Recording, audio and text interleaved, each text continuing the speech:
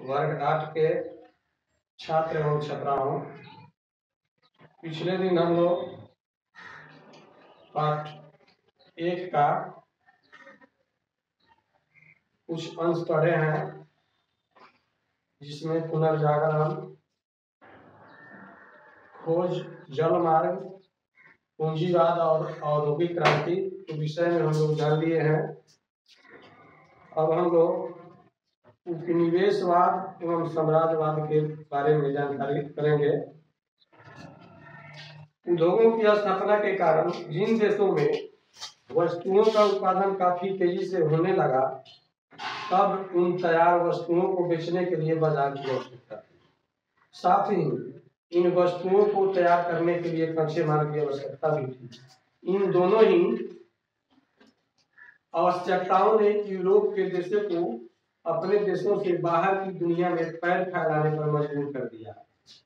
इन देशों को लगा कि अगर वे दूसरे देशों की अर्थव्यवस्था पर काबू पा लेंगे तो उन्हें अपने उद्योग के लिए न केवल कच्चा माल सस्ते दामों में मिलने लगेगा, बल्कि उनके तैयार माल के लिए बाजार भी उपलब्ध हो जाएगा, जिससे साम्राज्यवादी व्यवस्था की शुरुआत हुई। 18वीं शताब्दी के उत्तरार्ध में शुरू हुई यह प्रक्रिया एशिया, अफ्रीका और दक्षिण अमेरिका के अधिकांश देशों को औद्योगिक यूरोपीय देशों के आर्थिक एवं राजनीतिक नियंत्रण के अंदर ले आई। इस प्रक्रिया के अंदर शासित देश उपनिवेश कहलाए। बड़े पैमाने पर इस प्रक्रिया को अपनाने के कारण इस युग को औपनिवेशिक युग भी कहते हैं। अब हम लोग पढ़ेंगे अमेरिका एवं फ्रांसीसी क्रांति। दुनिया में हो रहे इन बदलावों के बीच 18वीं सदी के अंतिम दशकों में 2 और महत्वपूर्ण बदलाव हुए। पहले का संबंध अमेरिका के स्वतंत्रता संग्राम से एवं दूसरे का संबंध फ्रांसीसी क्रांति से है। अमेरिका की खोज के बाद वहां पर यूरोप के देशों ने अपना कब्जा जमा लिया था। धीरे धीरे यहाँ बस गए लोगों ने यूरोपीय देशों के शासन के खिलाफ संघर्ष शुरू किया।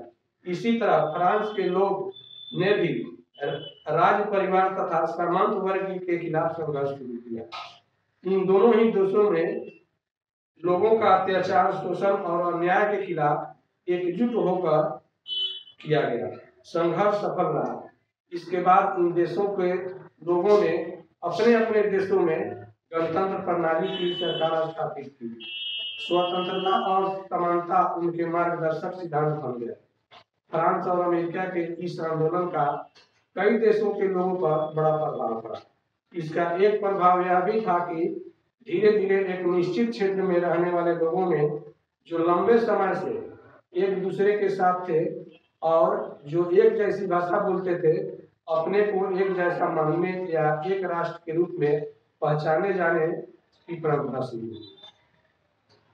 अब आइए आधुनिक काल में हमारे देश के विषय में हम लोग कुछ जाने। इस प्रकार यूरोप में हुए इन परिवर्तनों से प्रभावित होकर अन्य देशों के लोगों ने नए ढंग से सोचना विचारना शुरू कर दिया। नए उपनिवेशों की तलाश में जब यूरोपीय हमारे देश में आए तो हमारे देश पर इन परिवर्तनों का प्रभाव पड़ा।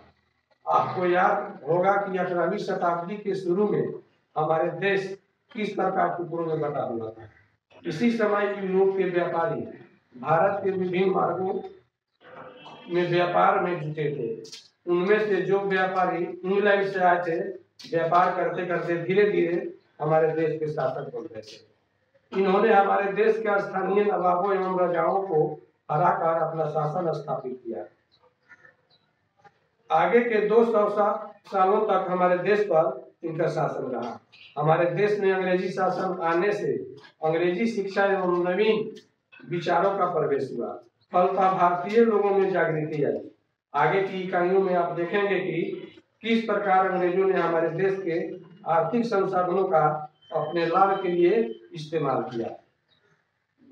अपनी जरूरत की चीजों को सस्ती कीमत पर खरीदा, निर्यात के लिए या अपने लाभ के लिए नई फसलों की खेती करें।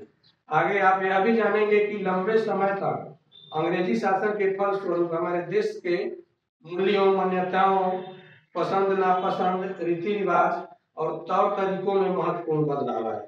जब एक देश पर किसी दूसरे देश के दबदबे से इस तरह के राजनीतिक, आर्थिक, सामाजिक और सांस्कृतिक बदलाव आते हैं तो इस प्रक्रिया को औपनिवेशिक करण कहा जाता है और इस व्यवस्था को उपनिवेशवाद कहते हैं।